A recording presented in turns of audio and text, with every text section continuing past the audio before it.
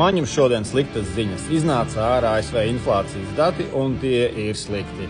Gan janvāra dati, gan pilna gada dati, gan inflācija bez ēdiena un enerģētikas arī ir slikti. Inflācija palielinās. Lielāka inflācija nozīmē, ka Fed nesamazinās procentu likmes, kas nozīmē, kad bondi un money market funds varētu būt izdevīgāki, kur glabāt naudu, kas nozīmē, ka naudu varētu bēgt no akcijām.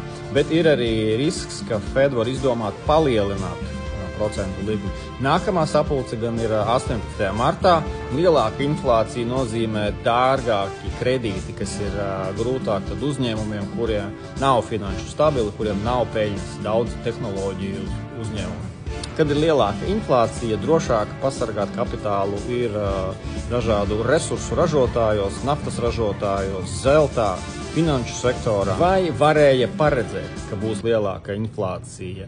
Man liekas, ka jā, jo naftas cenu līknes pētot, janvārī varēja redzēt, ka cena ir augstākā. Un tas nozīmē, ka arī citiem pieaug izmaksas.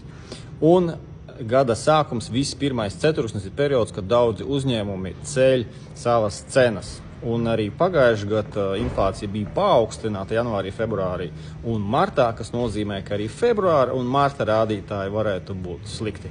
Un vēl tam visam pa virsū Trumpa tarifi varētu vēl vairāk palielināt inflāciju. Lielāka inflācija būtiskāk sit pa kabatu uzņēmumiem, kas ir atkarīgi no kredītiem, kas sadārdzinās kredītus un kuriem tad būs mazāka peļņa, bet tas ir mazāk drausmīgi veiksmīgiem lielākiem uzņēmumiem, kuriem ir ļoti veselīgas peļņas markas. Kā jau minēju, šie datumi, kad paziņo inflāciju un Fed sapulces vairākas dienas iepriekš, ir ļoti labs shopping time, ja jūs gribat ieguldīt uz 5-10 gadiem, jo īpaši indeksos, tad par īstermiņa svārstībām nav ko uztraukties, tieši jāpelna no viņām iepērkot lētāk. Vidējiem un lieliem uzņēmumiem ar veselīgu peļņu inflācija var būt pat labi, jo tad viņi var palielināt savas cenas un rezultātā peļņa būs lielāka. Jo lielāka peļņa, jo vairāk augs akcijas. Bitcoinam it kā vajadzētu būt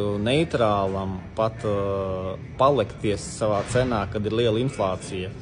Bet tas tā nenotiek. Bitcoins ir tā kā pazaudējis savu to priekšrocību.